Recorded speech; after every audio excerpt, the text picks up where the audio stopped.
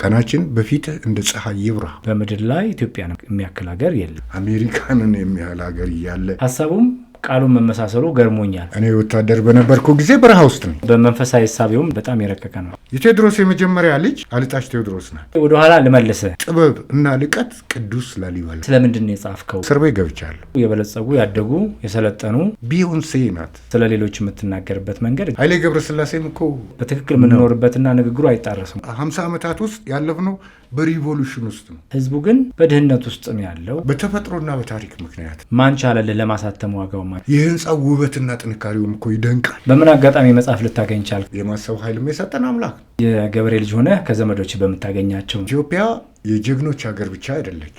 ለሰዓትህ ለጊዜህ የኢትዮጵያ የጀግንነት ድል ክብር ታላቅ ምልክት። ኢትዮጵያ ከአድዋ በኋላ ስለዘገየን ስላረፈድን የአድዋ ጦርነትም የተደረገው በሁዳዴ ጾም። በፖለቲካ ነገር ስትታሰር ኢትዮጵያዊነቴን በምንም ልቀይር አልችልም። የማይታሰብ ነገር ነው። ሌላ ነገር ልንገር፣ እኔ ለኢትዮጵያ ክብር የተነሳ የተሳለ የእሳት ሰይፍ ነኝ። የኢትዮጵያ ጠላት ይርገፍ። በፍጹም የኢትዮጵያን ጠላት አንለቀው።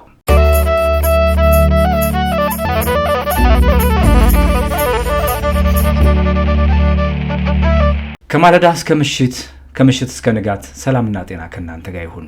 ይህ አዲስ ምዕራፍ ፖድካስት ነው። ዛሬ እጅግ በጣም የተከበረ እንግዳ ይዤላችሁ መጥቻለሁ። እንግዳዬ ጋዜጠኛ ነው። እንግዳዬ ወታደር ነው። እንግዳዬ ደራሲ ነው። እንግዳዬ ንግግሩ እጅግ ይመስጣል። ከእሱ ጋር በምንጨዋወትበት ሰዓት ላይ ይህን ማስተዋል ትችላላችሁ። ራሱን ከማስተዋወቅ እንዲጀምር ጋብዘዋለሁ። እንኳን ደህና መጣህልኝ። እንኳን ደህና ቆየ።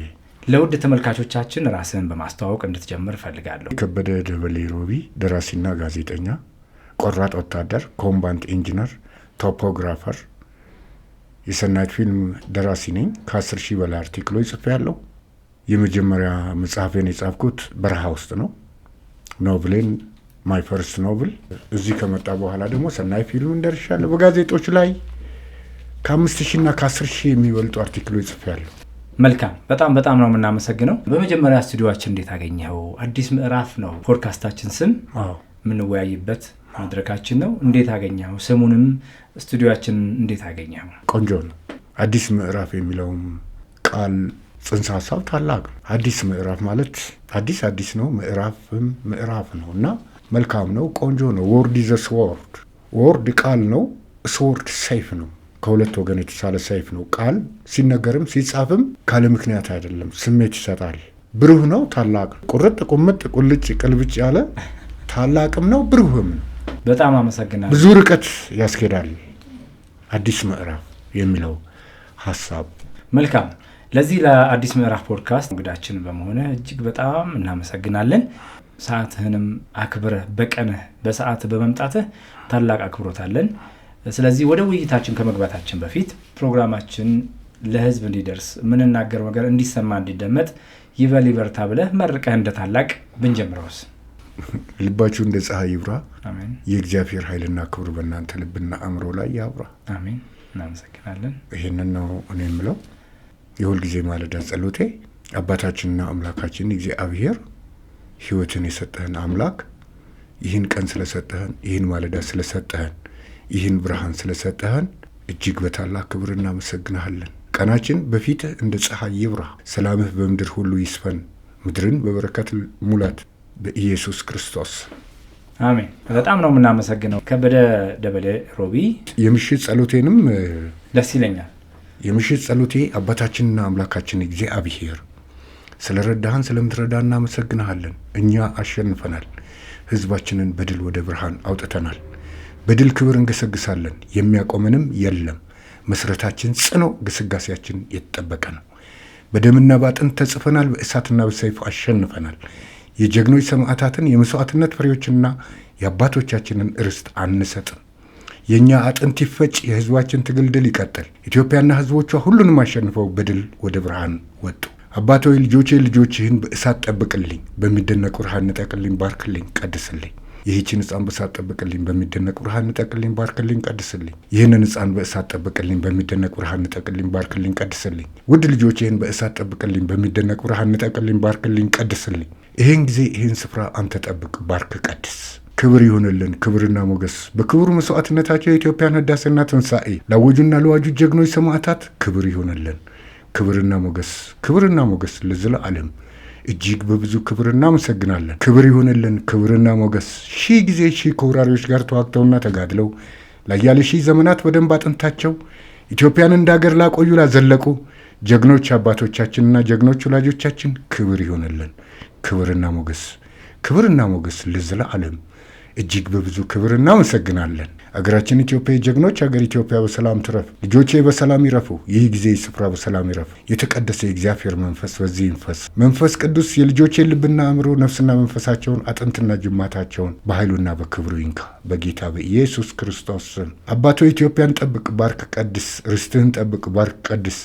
ልጆቼን ሕይወታቸውን ባርክልኝ፣ ቀድስልኝ።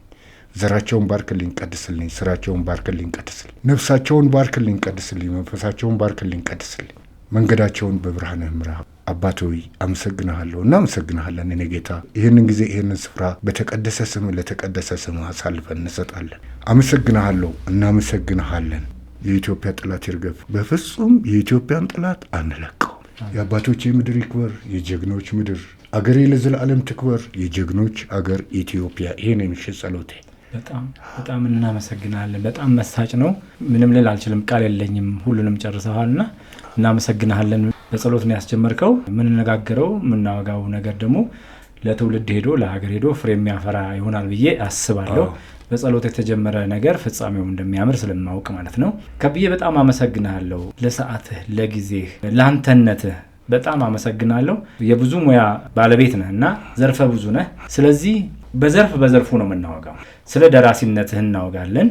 አለፍ ሲልም ስለ ውትድርና እናወጋለን። የወታደራዊ ሳይንስን በሚገባ ተምረኸዋል። እሱንም ታወጋናለህ፣ እንሰማለን፣ እናደምጣለን። የዚህ የፖድካስት ወይም ደግሞ የዚህ የውይይት መድረክ ባለሙያዎችን ቃለመጠይቅ ማድረግ ነው። ባለሙያዎች ስለ ሙያቸው ሲናገሩ የሚያደምጡ ታዳጊዎች፣ የሚያደምጡ ፍላጎት ያላቸው ሰዎች ባለሙያዎቹ የሚናገሩትን ስለ ሙያቸው ውጣ ውረድ፣ ስለ ሙያቸው መልካም ነገር ሲናገሩ ያን ሙያ የመከተልና የመሆን ፍላጎት እንዲያድርባቸው ነው። ባለሙያው ስለ ሙያው ሲናገር ነው የሚያምረው። ባለሙያ ያልሆነ ሰው ስለ አንድ ነገር ከሚናገር ይልቅ የተፈተነበት፣ የወጣበት፣ የወረደበት ሰው ሲናገር ዋጋው ትልቅ ይሆናል፣ ተከታይም ያበዛል። ስለዚህ ከበደ ደበሌን በአብዛኛው ኢትዮጵያ ሕዝብ በየትኛው ነው በደንብ የሚያውቀው ብለን እናስብ? በስነ ጽሁፍና በጋዜጠኝነት ነው። ምክንያቱም እኔ ወታደር በነበርኩ ጊዜ በረሃ ውስጥ ነኝ። ተዘቅዝቆ መሬት ላይ በተገደገደ የመድፍ ቀለህ ላይ ተቀምጬ ነው መጽሐፍ በጨረቃ አነብ ነበር። መልካም፣ እንደሱ ከሆነ ወደ እሱ እንመጣለን። ስለ ልጅነቴ አርሲ ልጅ ነኝ። መልካም። የተወለድኩት አርሲ ጭላሎ አውራጃ ዲገሉና ጢጆ ወረዳ ዲገሉ የሚባለው አካባቢ ነው የተወለድኩት። በህፃንነቴ እስከ 4-5 ዓመት ድረስ እዛ ዲገሉ ቆይቻለሁ። ከዛ በኋላ የወረዳው ዋና ከተማ የሆነችው ሳጉሬ እስከ 8ኛ ክፍል የተማርኩት ሳጉሬ ነው። ስዕል ነበር ምስለው። በልጅነት ግጥም ጽፋለሁ፣ ስዕል ስላለው እምስለው አንበሳና ቤተክርስቲያን። በልጅነት እድሜ ምን አካባቢ ነበር? እድሜ ለትምህርት ከደረሰበት ጊዜ ጀምሮ ወደ ትምህርት ቤት ገብቻለሁ። መጽሐፍ ደግሞ በልጅነቴ የማንበብ ዕድልም አግኝቻለሁ። እኔ እንደ አብዛኛው ኢትዮጵያዊ የገበሬ ልጅ ነኝ።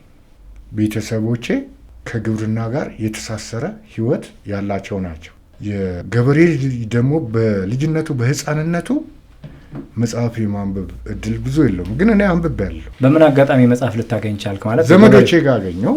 በተፈጥሮ መጽሐፍ ቅዱስ ምን ይላል? ፍጹምና በጎ ስጦታ ሁሉ ከላይ ከሰማይ ከብርሃናት አባት ነው። ከላይ ካልተሰጠው በቀር ማንም አንዳች የለውም። Every good and perfect gift is from the above, from the Father. The Father of the heavenly light does not change like a shifting shadow. ቅዱስ ቁርአን ከቅዱስ ቁርአን ክፍሎች መጀመሪያ ሪቨልድ የሆነው በብርሃን የተገለጠው የቅዱስ ቁርአን ክፍል አላለይቅም። The clot of blood የረጋ ደም ማለት ነው። 5 ቨርስስ ናቸው፣ 5 መስመሮች፣ 5 ስንኞች። አንደኛው መስመር ምን ይላል? ምንም የማያውቀውን ሰው በብዕሩ አስተማረው ጌታ ስም ይላል።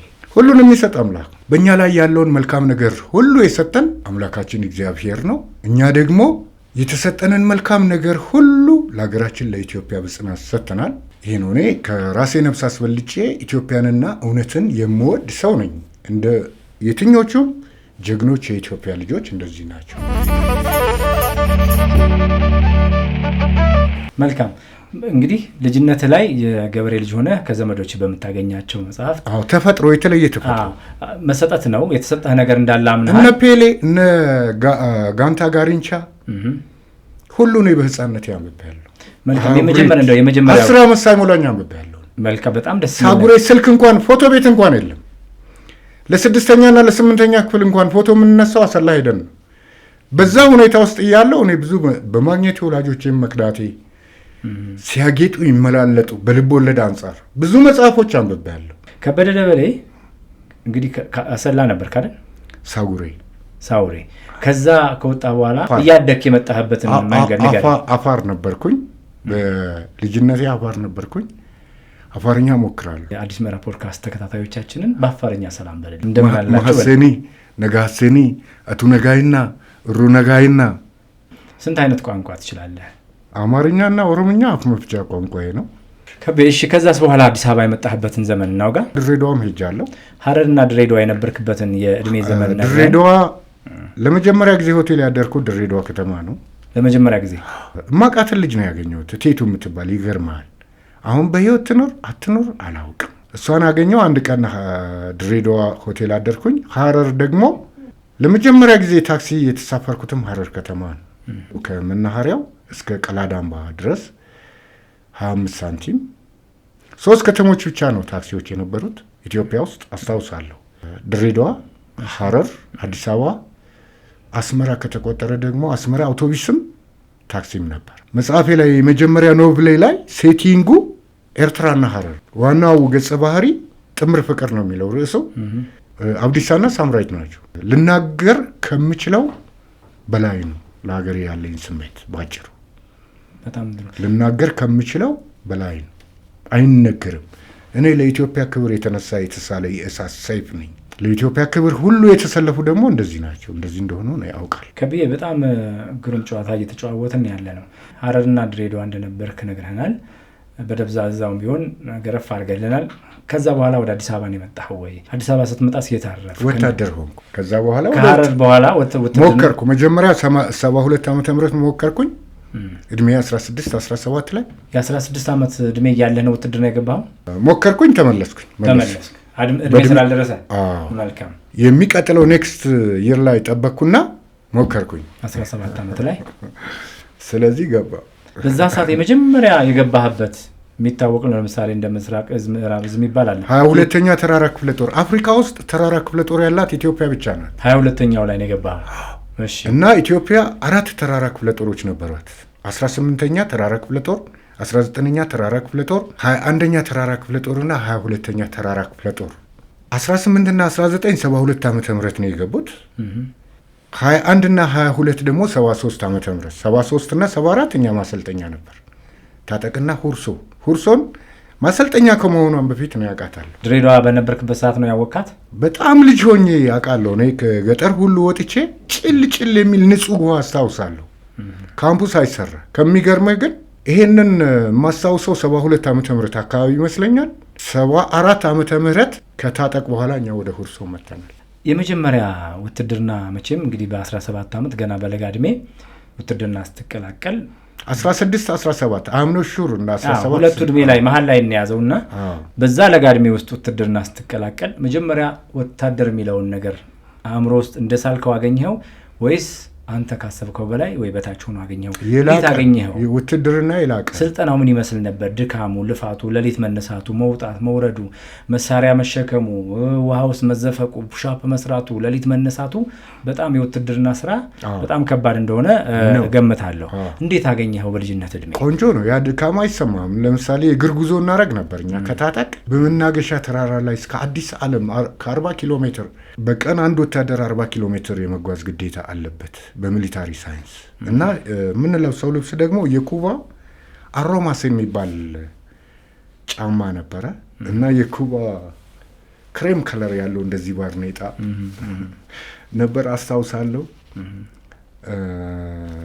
እና ቆንጆ ነው። እኛ 25,000 ሆነን 2 ክፍለ ጦር 25,000 ነው። እዛ ቦታ ላይ 300,000 በአገሪቱ በጭንቅ በጥብ ውስጥ በነበረችበት ወቅት በሐረር በምስራቅና በደቡብ 700 እና 300 ኪሎ ሜትር የሶማሊያ ወራሪ ሰራዊት ዘልቆ በገባበት ወቅት ሀረርና ድሬዳዋ ብቻ ነበር የቀሩ እና 300,000 ሚሊሻ ሰራዊት በሰለጠነበት ካምፕ 25,000 ሆነን ማዶ ላይ አንድ ክፍለ ጦር ወዲህ ማዶ ላይ ደግሞ አንድ ክፍለ ጦር ሆነን ነበር የምንሰለጥነው። የኛ ጊዜ ትንፋሽ የሚሰጥ ነበር። ምክንያቱም ዚያድ ባሬ ተነቅሎ ወጥቷል። በዛን ጊዜ ተነቅሎ ወጥቷል። እዛ ጋር የተፈጸሙ ብዙ ገድሎች አሉ። ያ ሚሊሻ ሰራዊት ሲወጣ በካውንተር አታክ ነው የመታው። በሰባ ምናምን ቀን ካውንተር አታክ ነው የገለበጠው። ያንን ሁሉ ወረራ የቀለበሰው በዛ ነው እንጂ ኢትዮጵያ እኮ 4 ክፍለ ጦር ብቻ ነው የነበራት። በቀዳማዊ ኃይለ ሥላሴ ዘመነ መንግስት 100,000 ሰራዊት እንኳን አልነበረን። 4 ክፍለ ጦር ነው የነበራት። እኛን እያጠነከረን የመጣው የጠላቶች ድፍረት እና ፍጥጫ ጭምር። ህዝቡም አብሮ ስለተሳተፈ ማለት ነው። ህዝቡማ ሁል ጊዜ ያው የኛ ህዝብ እኮ እጅግ ብርቱ ህዝብ ነው። ህፃኑ እንኳን የማይጨው ጦርነትን ብትመለከት ማይጨው ጦርነት ላይ ወደ ጦርነት ከሚሄዱት መካከል 2 ልጆችን እኔ አይቻለሁ። እድሜያቸው 11 እና 12 ዓመት የሚሆን አይቻለሁ። 2 ፈረንጅ ልጆች ደግሞ ሲፎክሩ አይቻለሁ ከኛ ጋር። በአይኖቼ ነው ያየሁት፣ ሰው አይደለም የነገረኝ። በአይኖቼ አይቻለሁ። እኔ ጋዜጠኛ ነኝ፣ ወታደር ነኝ፣ ጥንቁቅ ሰው ነኝ።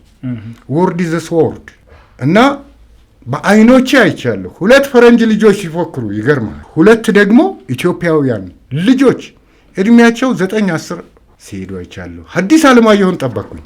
የእሳቸውን ብላክ ላይንስ ላይ ፕሮፌሰር ሞልቨር ብላክ ላይንስ ብሎ ጽፏል እና እዛ ላይ ስላነበኩ ስጠብቅ እሳቸው ደግሞ የተወለዱት 1902 ሐዲስ ዓለማየሁ የኢጣሊያ ፋሺስት ደግሞ ወደ ኢትዮጵያ የገባው በ1928 ነው።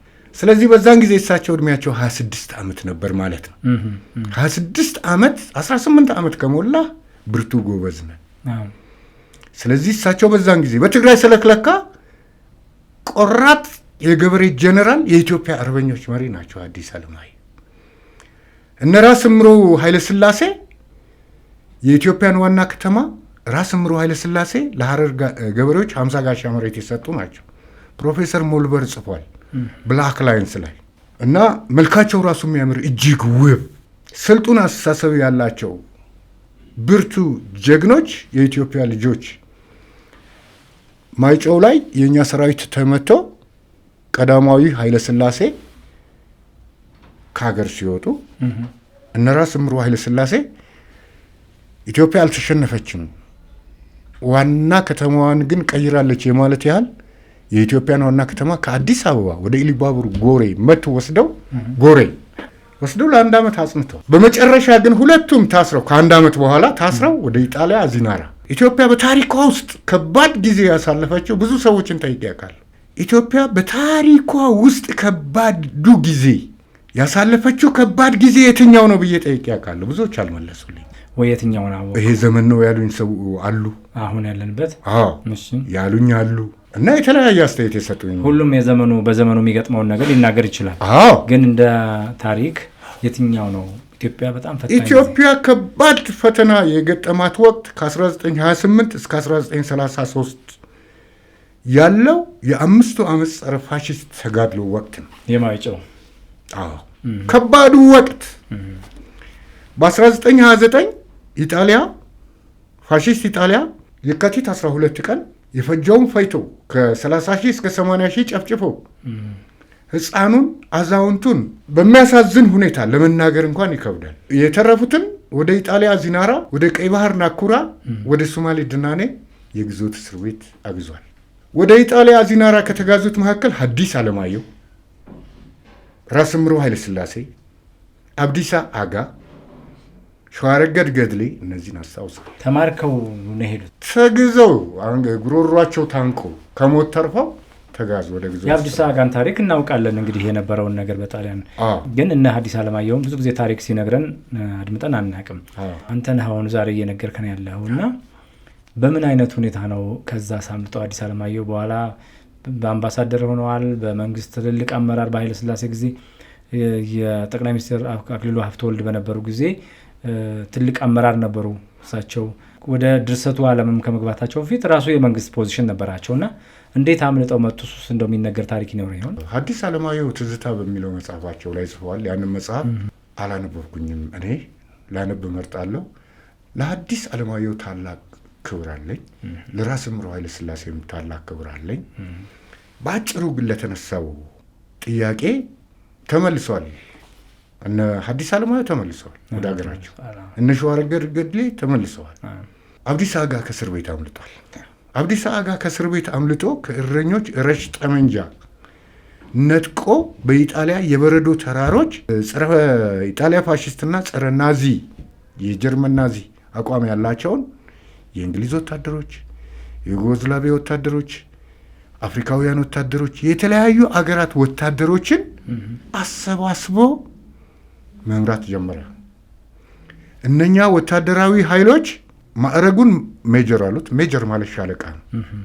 ስሙን ደግሞ አንቶኒዮ፣ ሜጀር አንቶኒዮ። በጀግንነት ምክንያት አሳጥሬ ነው የምናገረው፣ ምክንያቱም ይሄ ሚዲያ ነው። ልክ ነው። ሲታገሉ መጽሐፍ የተጻፈ መጽሐፍ አለ፣ ኢትዮጵያዊ አርበኛ አብዲሳ አጋ። ከዛ ከመጣ በኋላ ለአንድ ኢትዮጵያዊ ተናገረ። ያ ኢትዮጵያዊ በአማርኛ ጻፈ። ኢትዮጵያን ፓትሪዮት ኢን ኢታሊ በሚል ርዕስ ኢትዮጵያዊ አርበኛ በኢጣሊያ የበረዶ ተራሮች። በመጨረሻ በሁለተኛ ዓለም ጦርነት ፍጻሜ የጸረ ናዚና ጸረ ፋሽስት ኃይሎች አሸንፈው የሩሲያ ሬድ አርሚ ቀዩ ጦር በርሊን ከተማ የጀርመን ናዚ ረግጦ በርሊን ከተማ ሲገባ ሮም ከተማ የገባው በድል አድራጊው ሰራዊት አንድ ክንድ ላይ አረንጓዴ፣ ቢጫ፣ ቀይ የኢትዮጵያን ባንዲራ፣ በድል አድራጊው አንድ ክንድ ላይ ደግሞ የእንግሊዝን ባንዲራ አስሮ ድል አድራጊውን ሰራዊት እየመራ ሮም ከተማ የገባው አብዲሳ አጋ ነው። ሜጀር አንቶኒዮ በጀግንነቱ ምክንያት ነው ሜጀር አንቶኒዮ የነበሩት። እንዳውም በአንድ በኩል የገቡት እንግሊዛዊ ማን እንደሆነ አላስታውስም። ሽጉጣቸውን ኤቭሪቲንግ ሸልመውታል። ያላቸውን ውድ ነገር ሁሉ ሸልመውታል አብዲሳ አጋ። በመጨረሻ ግን እንግሊዞች ካናዳ ለረፍት ላኩት። የ8ኛው ሚሊታሪ ፖሊስ አዛዥ አድርገው ደግሞ ወደ ጀርመን ላኩት። ከዛ ሲመጣ እንግሊዝ አይሆን አሉት። ኢትዮጵያዊነትን ነብር ዥንጉርጉርነቱን ሊቀይር አይችልም ነው ያላቸው። ኢትዮጵያዊነትን አይካንት ነው ያላቸው። ኢትዮጵያዊነትን በምንም ልቀይረው አልችልም። እንግሊዞች በጦርነቱ ወቅት የጦር ወንጀል ፈጽመዋል ብለው 32 ዓመት እስራት አስፈረዱበት። 32 ዓመት እስር ቤት ትገባለህ ተባለ። እስር ቤት ገባ እና እስር ቤት ገብቶ በባቡር ሲጓዝ በጦርነቱ ወቅት አብረውት ከነበሩት የጦር ጓዶች አንዱ እንግሊዛዊ ኮሎኔል ተገናኙ። ነገር ተፈጸመበት። ያ እንግሊዛዊ ኮሎኔል የጦር ጓድ ሌሎች የእንግሊዝ ወታደሮችን አስተባብሮ ገንዘብ አዋተው እስሩ ወደ ገንዘብ እንዲቀየርለት የ31 ዓመት እስራት 32 ዓመት ነው የተፈረደበት። እነዚያ የጦር ጓዶቹ ከፈሉ። የኢትዮጵያ መንግስት የ1 ዓመት እስራት ወደ ገንዘብ እንዲቀየርለት ረድቷል። ከዛ ሲመጣ እንደገና እንግሊዞች በጣም ስላከበሩት ስለወደዱት ካይሮ ላይ 7 ወር አቆይተውታል። ይገርማል። ያለ እስር ነው ያለ እንዴ፣ በክብር ነው የተቀበሉት። 7 ወር አቆዩት ካይሮ ላይ። እዛ ወደ ኢትዮጵያ ከመጣ በኋላ የሚያሳዝነው 100 አለቃ ነው የሆነው። 2 ማዕረግ ዝቅ ብሎ ያሳዝናል። ብሔራዊ ጀግና ነው አብዲሳ አጋ። ለምንድን ነው ማዕረጉ? አለማስተዋል መሰለኝ። አለማስተዋል ነው። ግን ልክ አይደለም። እኔ ብሔራዊ ጀግና ብዬ አዋጅ ነበር የአገሪቱ መሪ በሆን እንደሱ ነበር ማድረገው። አብዲሳ አጋ የኢትዮጵያ የጀግንነት ድል ክብር ታላቅ ምልክት። 7 ወር በመዘግየቱ ይሁን 7 ወር እሱ አይደለም የዘገየው፣ አስቀርተውት ነው እነሱ ስለፈለጉት ነው። አስቆዩት። እነሱ እኮ እንግሊዛዊ እንዲሆን ነው የፈለጉት። እሱ ደግሞ ኢትዮጵያዊነትን በምንም ልቀይር አልችልም። ኃይሌ ገብረስላሴም እኮ ሚስተር ሄንግሎ ነው የሚሉት። ሆላንድ ውስጥ ሄንግሎ የምትባል ከተማ 4 ጊዜ ሬከርድ የሰበረባት ቦታ አለች እና ዜግነትን ቀይር አሉት። ኃይሌ ገብረስላሴ ነው። ሚስተር ሄንግሎ ነው የሚሉት። ስለሰጣችሁኝ ክብርና ፍቅር አመሰግናለሁ፣ ነገር ግን ኢትዮጵያዊነቴን በምንም ልቀይር አልችልም ነው ያለው እና ሆላንድ ሄንግሎ 4 ሬከርድ ሰብሯል። ጀርመን ስቱትጋርት ኤደንበርግም 4 ሬካርድ፣ ቲበርግ 2 ሬካርድ ሰብሯል። ያው ሰርቻቸዋለሁ እነሱ።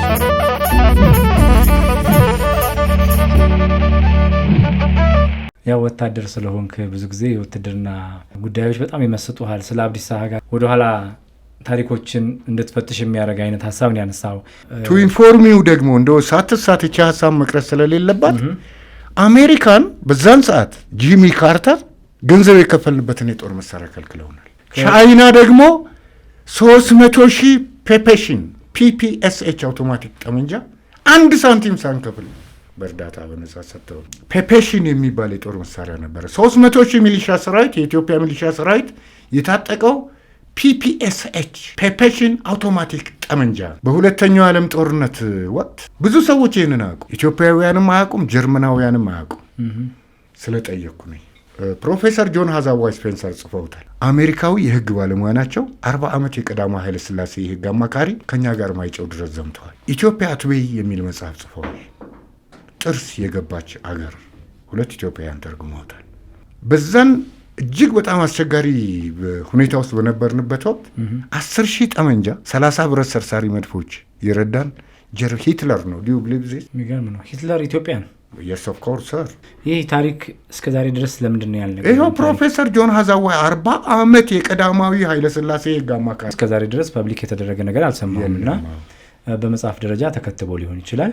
ነገር ግን አሁን ስሰማው ከአንተ የማይገመትና የማይጠበቅ ነገር ነው። ሂትለር ኢትዮጵያን ረዳ ማለት የማይታሰብ ነገር ነው። ሌላ ነገር ልንገርህ። በአድዋ ጦርነት ወቅት አድዋ ላይ የተዋጋንበትን 80,000 አሮጌ ጠመንጃ የገዙት ሰርኪስ ቴሪዚያን ናቸው። ሰርኪስ ቴሪዚያን አርመኖች ኢትዮጵያ ውስጥ ኢትዮጵያዊ ዜግነት የሌለው አርመን ማንም የለም። በኢትዮጵያ ፍቅር ልባቸው የነደደ በነፍስ በመንፈስ ኢትዮጵያዊ የሆኑ በደምና በትውልድ አርመኖች ናቸው። ሰርኪስ ቴሪዚያን ከፈረንሳይ አገር ሄደው በሚስጥር 80,000 ጠመንጃ ገዝተው ወደ ኢትዮጵያ ያስገቡትን በሚስጥር ነው በጅቡቲ በኩል። ይህንን ደግሞ የነገሩን ለእኛ አቤዲስ ቴሪዚያን ናቸው። ከሳቸው ቀጥሎ ያለው ትውልድ ማለት ነው።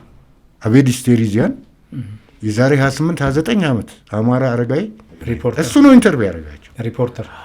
የእሳቸውን ደግሞ 3ኛ ትውልድ ዶክተር አርሻቢር ቴሪዚያንን እኔ ኢንተርቪው ያደርጋል።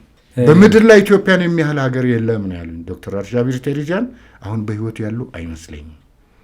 1989 እኔ ኢንተርቪው ሳደርጋቸው እድሜያቸው 74 ዓመት ነው። የአርሾ ላቦራቶሪ ባለቤት ናቸው። በምድር ላይ ኢትዮጵያን የሚያህል ሀገር የለም አሉኝ። ርዕሱ እንደሱ ነው ያልኩት እኔ። በምድር ላይ ኢትዮጵያን የሚያህል ሀገር የለም። ዶክተር አርሻቢር ቴሪዚያን የአርሾ ላቦራቶሪ ባለቤት እሳቸው የተናገሩትን ደግሞ የተናገረ ሌላ አንድ ታላቅ ሰብዕና ልንገር። ቢዮንሴ ናት። ምን አለች ቢዮንሴ? በምድር ላይ ኢትዮጵያን የሚያህል አገር የለም አለች። በአንድ ወቅት ኢትዮጵያ የመጣች ጊዜ ለሙዚቃ ስራዋ ለኢትዮጵያ ሚሊኒየም ለሚሊኒየም መጣ ነበር። ዶክተር አርሻቢር ይሄን ያሉኝ በ1989 ነው። ከ11 ዓመት በኋላ ቢዮንሴ ወደ ኢትዮጵያ መጣች እና በምድር ላይ በእጅ የተጻፈ የኢትዮጵያን የ2000 ዓመት ታሪክ ስጦታ አሳተማታለ ቢዮንሴ። በምድር ላይ ኢትዮጵያን የሚያህል አገር የለም አለች። ቃሉ መመሳሰሉ ከ11 ዓመት በኋላ በጣም ገራሚ ሀሳቡም ተመሳሳይ ነው። አሁን ሲንሲናቴን እያየው ሲንሲናቴ ከተማን 56ኛው የአሜሪካን ከተማ ነው። ስለዚህ ከሱ የሚበላልጡ ሌሎች 55 ከተሞች አሜሪካንን የሚያህል አገር እያለ እንዴት በምድር ላይ ኢትዮጵያን የሚያህል አገር የለም?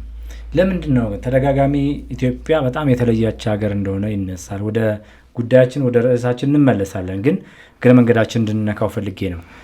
በርካታ ሀገራት በተለያየ መልኩ የበለጸጉ ያደጉ የሰለጠኑ የሳይንስን ትልቅ እድገት የሚያሳዩ ሀገራት አሉ። ከዛ ግን አሁን ድረስ የሚነገር አባባል እኛም የምናምነው ኢትዮጵያ የተለየች ሀገር ነች ይባላል። ይህን ደግሞ ከዚህ በፊት አንተ ኢንተርቪው ያረካቸው እንግዳና ቢዮንሴ ተናግረዋለች። በምድር ላይ ኢትዮጵያ የሚያክል ሀገር የለም የሚል ሀሳቡም ቃሉን መመሳሰሉ ገርሞኛል። እንደዚህ አይነት አባባሎች ደግሞ ተደጋጋሚ ይነገራል። ህዝቡ ግን በድህነት ውስጥ ነው ያለው። ህዝቡ በኋላ ቀርነት ነው። 80-60% ገበሬ ነው። ሁለቱ ንግግሮች አይጣረሱም ወይ? በትክክል የምንኖርበትና ንግግሩ አይጣረሱም ወይ? ወይስ ከምን አንጻር ነው ኢትዮጵያን የሚያክል ሀገር የለም ብለው የተናገሩበት? በተፈጥሮና በታሪክ ምክንያት ነው። ተፈጥሮ ነው። አምላክ ነው የሰጠን። ይህንን ምድር የሰጠን አምላክ ነው። የኛ የሆነውንም መልካም ነገር ይህንን የመስማት ኃይል፣ የመናገር ኃይል፣ የማየት ኃይልም የማሰብ ኃይልም የሰጠን አምላክ ነው። ይሄ ተፈጥሮ ነው። ሌላው ደግሞ ታሪክ ነው። ኢትዮጵያ የጀግኖች ሀገር ብቻ አይደለች። የብዙ ኃያላት ታላላቅ ጠቢባን በዋሻ ውስጥ በባህር ላይ የሚደንቅ እጹብ የሆነ ቤተ መቅደስ የገነቡ የነ ይምርሃነ ክርስቶስ ከቅዱስ ላሊበላ 100 ዓመት ቀደም ብሎ ይገርማል። አንደኛው ዋሻ ውስጥ ነው። የህንፃው ውበትና ጥንካሬውም እኮ ይደንቃል። የግንቡ ስፋት ራሱ ይደንቃል።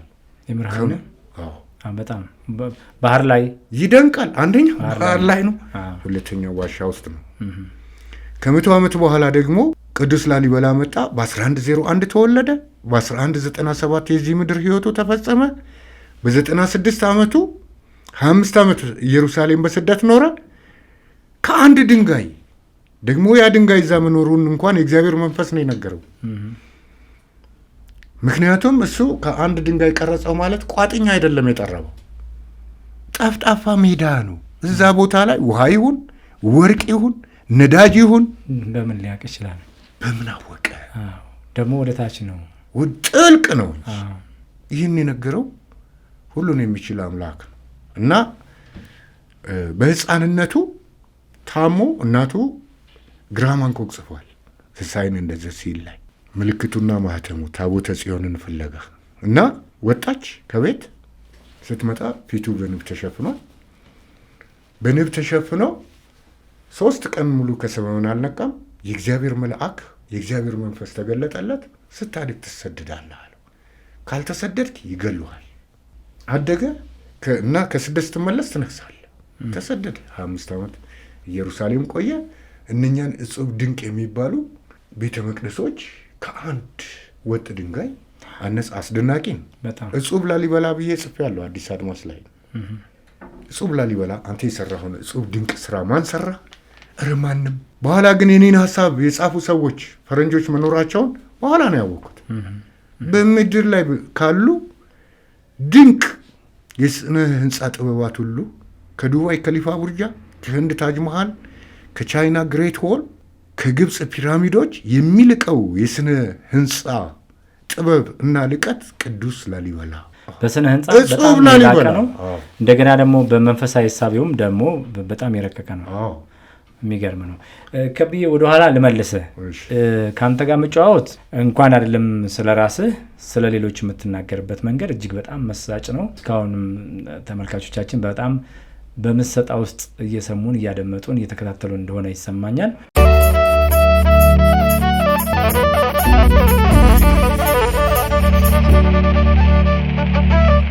ከማለዳ እስከ ምሽት ከምሽት እስከ ንጋት ሰላምና ጤና ከእናንተ ጋር ይሁን። ይህ አዲስ ምዕራፍ ፖድካስት ነው። እየተወያየ ነው ያለነው ከተወዳጁ ጋዜጠኛና ደራሲ ከበደ ደበሌ ሮቢ ጋር ነው።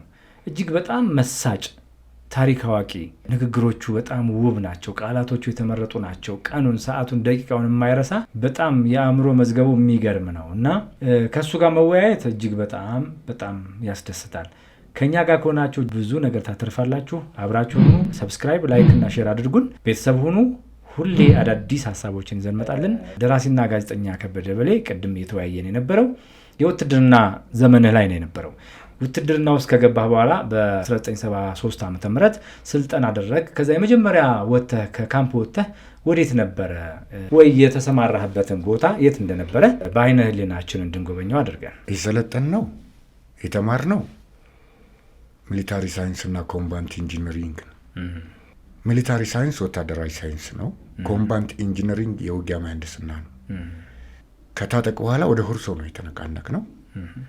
21ኛ ክፍለ ጦር ለራሱ ሚሽን ሄደ። 22ኛ ክፍለ ጦር ደግሞ ለራሱ ሚሽን 12500 የሰው ኃይል ማለት ነው።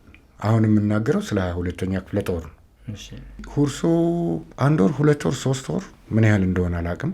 74 ዓመተ ምህረት ነው 73 ታጠቅኔ ነበር ነው 74 ዓመተ ምህረት ሁርሶ ምህንድስና ኮምባንት ኢንጂነሪንግ ከኔ ጋር የተማሩትን ያስተምር ነበር። የፈንጂ እውቀት ማለት ነው ባጭሩ። ካንተ ጋር የተማሩትን መልሰት አስተምር ነበር። እኔ አውትስታንዲንግ ነኝ። ከዛ ወደ ኤርትራ ነው ይሄን ነው። በነገራችን ላይ እስር ቤትም አስተምር ነበር። 84 85 አንተ እስር ቤት አልገባህም? እስር ቤት እየገባ ታስተምራለህ እንጂ ነው። እስር ቤት ገብቻለሁ። ስንት ዓመተ ምህረት ማለት ነው? 84 እና 85 ዓመተ ምህረት ኢህአዴግ አስሮህ ነበር ማለት ይቻላል። ከዛ በፊት ከኢህአዴግ በፊት ወደዚህ እንመለሳለን። ከኢህአዴግ በፊት አስመራ ሄድክበትን እስቲ አጫውተን። የመጀመሪያ ጉዞ ከካምፕ ወጥተህ ከስልጠና በኋላ ብቁ ነህ ተብለህ ወጥተህ የተሰማራህበትን እስቲ ንገረን። ወደ ኤርትራ ነው። እሺ። ድሬዳዋን በጠዋት አቋርጠን በማለዳ በእግሩህ እሺ። ድሬዳዋን በድሬዳዋ ውስጥ አልከ ከውርሶ ስለነበር የወጣችሁት? አዎ ወደ ኤርትራ ነው። ይሄን ነው መንገድ ላይ እኔ ታመምኩኝ። ምን ሆንክ? ታመምኩኝ። ደሴ ሆስፒታል 1 ወር ተኝቻለሁ። ያ ሰራዊት ያንን የሚያህል ግዙፍ ሰራዊት እኔ ሊጠብቅ አይችልም። ከ1 ወር በኋላ 19ኛ ክፍለ ጦር ከምስራቅ ይመጣ ነበር። 19ኛ ተራራ ክፍለ ጦር መናገር እንኳን አልችልም ነበር። ይገርማል። ምንድነው? የምግብ ችግር ነው ወይስ ዲሃሪያ? አዎ ከምግብ ጋር የተያዘ ነው። ሆስፒታል ዶክተር ዘላለም የሚባል ሰው ይነግረኝ ነበር ስለ ኤርትራ። ከሆስፒታል ወጥቼ ጢጣ ማገገሚያ ገባሁኝ። እንደ ማስተናገጃ ነው። ከዛ 19ኛ ተራራ ክፍለ ጦር ከምስራቅ ሲመጣ ከ19ኛ ተራራ ክፍለ ጦር ጋር ገባሁኝ። እኔ እናት ክፍል አለኝ። የኔ እናት ክፍል 22ኛ ተራራ ክፍለ ጦር የኔ ክፍል ነው። እናት ክፍል ይባላል። ስሜ ያለው ሁሉም ነገር ያለው መስራችም ጭምር ነኝ እኔ እዛ ክፍል። እነሱም ወታደሮች ስለሆኑ ለአንድ ዓላማ ስለሆነ የቆም ነው።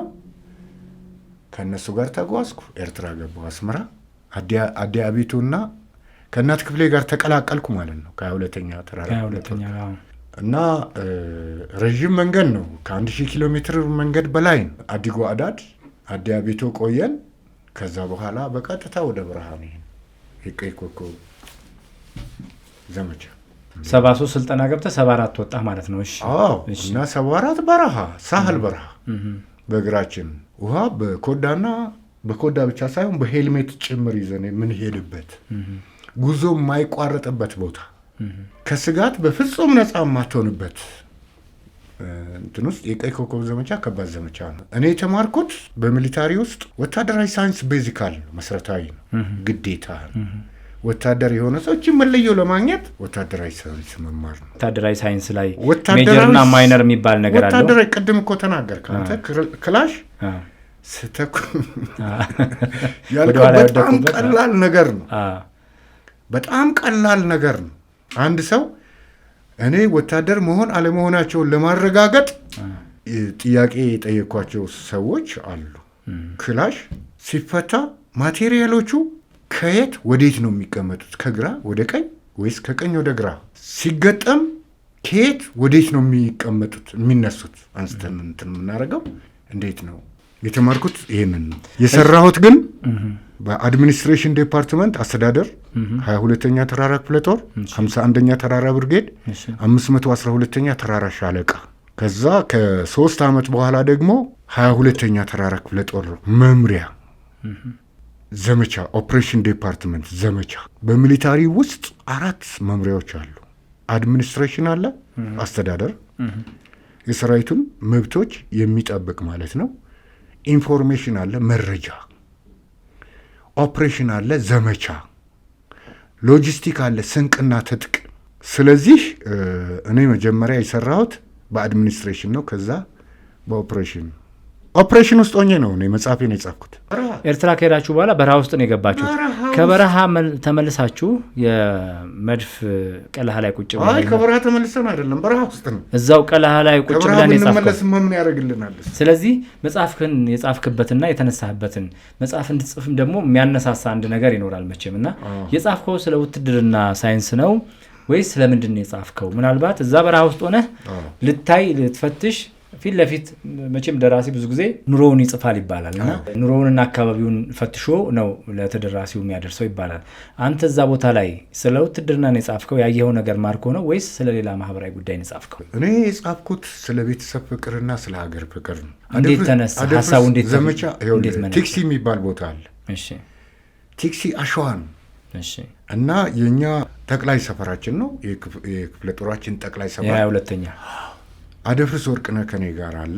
አደፍርስ ወርቅነህ ማን ነው? አደፍርስ ዘመቻ መምሪያ ጽህፈት ቤት ኃላፊ ነው። አሁን በህይወት ይኑር አይኑር አላውቅም። አንድ ጊዜ ደንበል ህንፃ ላይ አግኝቼዋለሁ እና ወክ እያደረግን እያለን ምሽት አካባቢ እዛ አሸዋ ሁሉ ጥሻው ሁሉ መድፎች ቢኤም የተጠመደበት እሺ የጠላት ቀጠና ከኛ 40-50 ኪሎ ሜትር የሚርቅ ይመስለኛል። 30-40-50 ኪሎ ሜትር ይርቃል። እሺ እና ወክ እያደረግን እያለን መጽሐፍ ጽፋለሁ አልኩት። ጻፍኩኝ፣ አለቀ። ይሁን እና ጻፍኩ። ማታ ሌሊት ጽፋለሁ። በእርሳስ ነው የምጽፈው።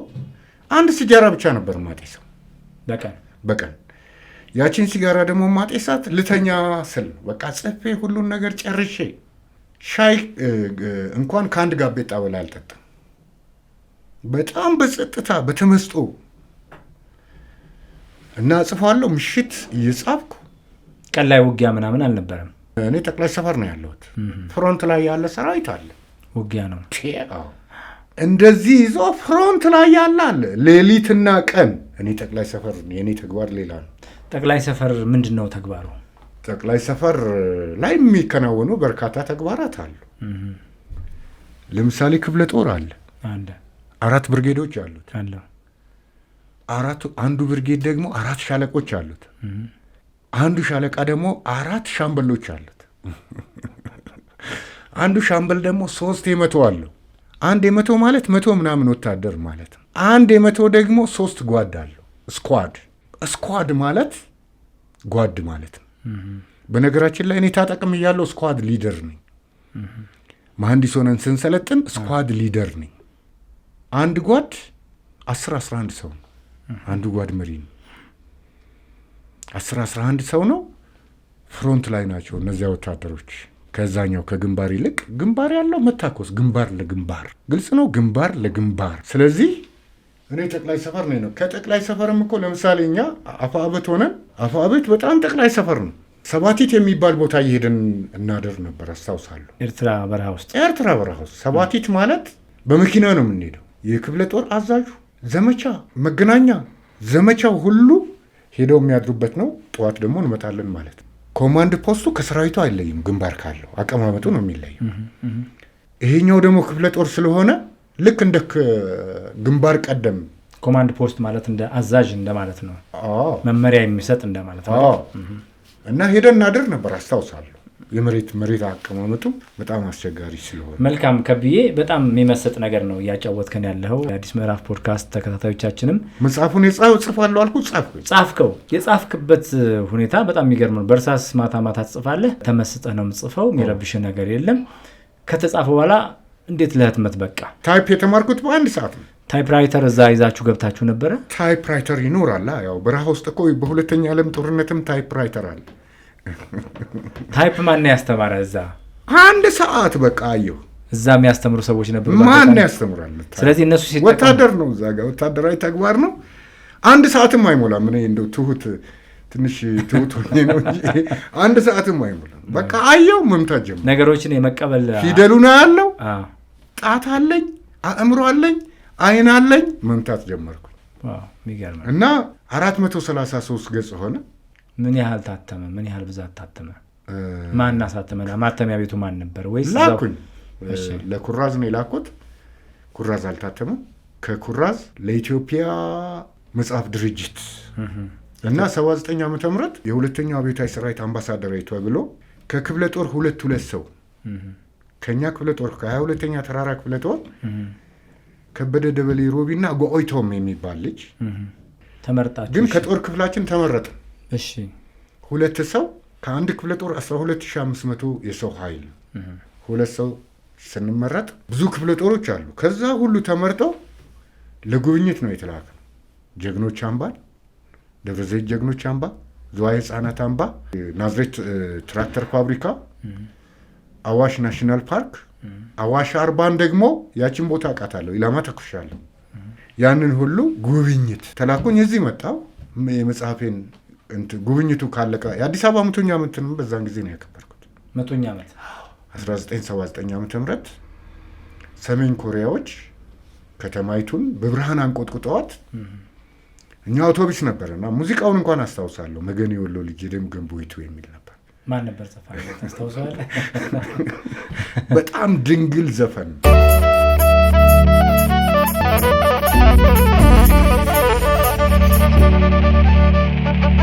የተከበራችሁ የአዲስ ምዕራፍ ፖድካስት ተከታታዮቻችን በጣም እጅግ በጣም መሳጭ ጨዋታ ነው የያዝነው ከደራሲና ጋዜጠኛ ከበደ ደበለ ሮቢ ጋር። እኔ በጣም ደስተኛ ነኝ። አብራችሁን ሁኑ፣ ታተርፋላችሁ። ላይክ፣ ሰብስክራይብ እና ሼር አድርጉን።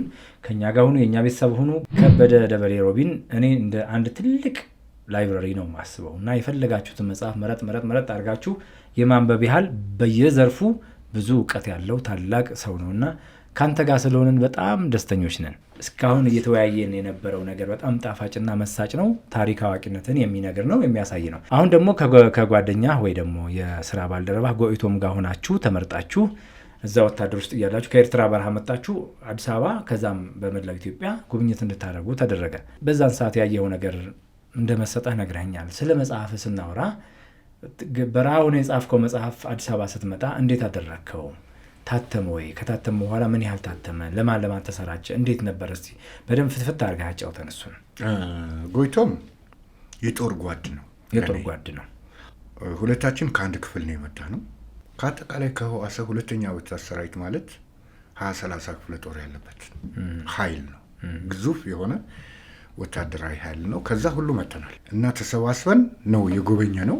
ልዩ ስሜት ይፈጥራል። ህፃናት አምባን ስንጎበኝ እንባ ያነቀን ነው የጎበኘ ነው። ጀግኖች አምባ ጎብኝተናል እና በአጠቃላይ በጣም ስሜት የሚሰጥ ነው።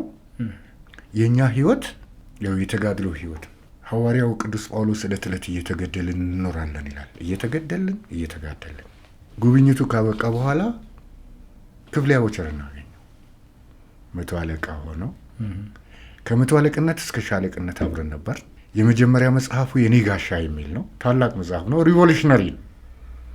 ክፍሌ አቦቸር የጥላሁን ታላላቅ የጀግንነት ዘፈኖች ሁሉ የተደረሱት በክፍሌ አቦቸር። ክፍሌ አቦቸር ደግሞ እጅግ የተዋበ ሰው ነው። ግጥሞቹ በእያንዳንዱ ስንኝና በእያንዳንዱ መስመር ውስጥ በኃይልና በብርሃን የሚፈነዱ ናቸው እና እሱ ብዙ ነገሮችን የረዳኝ እንዳልቸገር ነው። በመጽሐፉ ኳሊቲ በኩል የሚወስነው ፐብሊሸሩ። ከ100 መጽሐፍቶች 2 መጽሐፍቶች ሊያልፉ ይችላሉ ለመታተም ማለት ነው። ያንን የሚወስነው ደግሞ ፐብሊሸሩ ነው፣ አሳታሚ ድርጅት። ክፍሌ ግን በሌሎች አስተዳደራዊ ሁኔታዎች እንዳልጎዳ አገዘኝ እና ወዳጆችም ሆን የጦር ጓዴም ነው ለኔ። መጽሐፉ ታተመ። በህይወቴ 82 ዓመተ ምህረት ታተመ። ከአንድ ዓመት ቀደም ብሎ እኔና ክፍሌ ውይይት አድርገን ነበር። 82 ዓመተ ምህረት ማለት ከባድ ጦርነት የነበረ በኢትዮጵያ። አዎ። እና ምን ከአንድ ዓመት በፊት መጽሐፉ ከመታተሙ በፊት የኢትዮጵያ መንግስት ከሚዋጉት ኃይሎች ጋር ድርድር፣ የሰላም ድርድር ሊያደርግ ይችላል። ካደረገ መጽሐፉ ላይታተም ይችላል። ይህንን ሁሉ ተወያይተን ነበር እና እሱ ደግሞ መጽሐፎቹን ሲያሳትም ለሳንሱር ሊያልፉ የማይችሉትን እሱ አስቀድሞ ያውቅ ነበር እና እንዲነበቡ የሚፈልገውን እንዲታተሙ በሚያስችል ሁኔታ ነበር የሚሰጣቸው። ሄደናል፣ አስታውሳለሁ። ከ1983 በኋላ ያ ቤት እንዳውም በእንትን ነው የተዘጋው። በሩ መስሪያ ቤቱ ሳይሆን የተዘጋው ግንቡ እራሱ በግንብ ተከደነ። አይገርምም? ኢትዮጵያ ሬዲዮን ታውቀዋል? አዎ። ከመዘጋጃ ቤት አቡነ ጴጥሮስ ከመዘጋጃ ቤት ወደ ኢትዮጵያ ሬዲዮ ስንሄድ ልክ የሆነ እኮ ግንብ በድንጋይ ግንብ የተሰራ አለ። አሁን ይኑር አይኑር አላውቅም። 79 80 81 82 83 ዓመተ ምህረት ለ4-5 ዓመታት ምድር ጦር ማስተናገጃ ውስጥ እኖር ነበር እና እዛ ስኖር ያንን አካባቢ ወደም ነው የማውቀው። ሃይ ስኩል የተማርኩት ሽመልስ ሀብቴ ነው። ሁልጊዜ አንደኛ ነው የምወጣው። ባይዘወይ ሁልጊዜ ከክፍል በትምህርት አንደኛ ነበር። አንደኛ ነው የምወጣው እና በምንም ነገር ወታደራዊ ሳይንስም ስፈተን አንደኛ ነው የወጣሁት። አጠገቤ የተቀመጠው ሁለተኛ ነው የወጣው። ብርሃኑ ይባላል። ስለዚህ መጽሐፍህን አሳተምክ። ከዛስ በኋላ ምን ያህል ብዛት ታተመ? ከታተመ በኋላ ከ10,000 በታች አይታተምም። ኢትዮጵያ ቡክ ሴንተር በዛን ሰዓት 10,000 ከ10,000 በታች አይታተምም። ህትመት ዋጋው ርካሽ ነበር ማለት ነው ወይስ እንዴት? የኔ መጽሐፍ ዋጋው 6 ብር ነው። ማን ቻለልህ ለማሳተም? ዋጋው ማን ቻለልህ? አሳታሚ ድርጅቱ ለኔ ከሚሰጠኝ ሮያሊቲ ነው። ለምሳሌ የመጽሐፉ ዋጋ 6 ብር ቢሆን ለኔ ሮያሊቲ ሲከፍለኝ ከመጽሐፉ ሽያጭ ላይ 10% ነው የሚሰጠኝ ለኔ። እና ዋናው ነጥብ ግን ለኔ እና ሲገባኝ ለሁሉም ደራሲ መጽሐፉ መታተም ጋር ነው። ትክክል ነው። ሐሳብህ ህዝብ ጋር መድረሱ። አዎ። እና ታትሞ 82 ዓመተ ምህረት ከብሪቲሽ ካውንስል 4ኛ ፎቅ ነው ኢትዮጵያ ቡክ ሴንተር። ከዛው ወደ ፒያሳ ወክ አድርጌ ከፒያሳ በቸርችል ጎዳና ወክ እያደረኩ 6 ኮፒ በነጻ ተሰጥቶኝ በጣም ደስ ብሎኝ በህይወቴ በጣም ከተደሰትኩባቸው ቀኖች መጽሐፌ የታተመበት ቀን ጅምር ፍቅር እና ማይ ፈርስት ኖቭል የመጀመሪያ ኖቭሌ ማለት ነው። ምን ያህል ገጽ ነበር የነበረው? 272 ገጽ ነው። 272 ገጽ። በነገራችን ላይ ወቅቱ በጣም የሳንሱር ወቅት እንደነበረ ይነገራል። ወደኋላ የነበሩ መጽሐፍት፣ መጽሔት፣ ሌሎችም በጣም ሳንሱር ይደረጉ ነበረ። የፖለቲካ ይዘት እንዳይኖራቸው፣ ሌሎች መንግስትን የሚዋጉ ሌሎች ነገሮች እንዳይኖራቸው ሳንሱር ይደረግ ነበር። እሱን ያለፍክበት ያን ያህል ገጽ የታተመበትና ያለፍክበት መንገድ አስቸጋሪ ነበር ሊባል ይችላል። ሀሳቤ ወታደራዊና ኢትዮጵያዊ በመሆን በዚህ ምክንያት ሳንሱር አላጋጠመኝ። ቴክኒካል የሆኑ ጥቂት ነገሮችን እንትን አድርገዋል። ለምሳሌ ስሞችን ሀዳስ የሚለውን ሳምራዊት ብለውታል። ለምንድን ነው እንደሱ የሆነው? ትግርኛ ስሞች በብዛት ይበዙ ነበረ። አንተ የነበርክበት አካባቢ ላይ ተጽዕኖ ያደረገብህ ስሞች ናቸው ለካራክተሮች? አዎ። ከዛ ለአንድ አመትም እኮ ለወደፊት አንተ ይህን እንድታውቀው ፈልጋለሁ 85 ዓመተ ምህረት አእምሮ ጋዜጣ ገጽ 6 ይመስለኛል ከምስራቅ አፍሪካ የሚስጥር ቋጠሮ የሚላል ከአመት በላይ ነው የጻፍኩት። ታላቁ ወታደራዊ ፍርሰትና ፍልሰት የሚል ጽሁፍም አለኝ። እዛ ላይ አመት ሙሉ ዲዮጋን በሚል እርስም ነው የጻፍኩት። አሁን ቢታተም እንዴት አይነት መጽሐፍ ይወጣዋል መሰለ።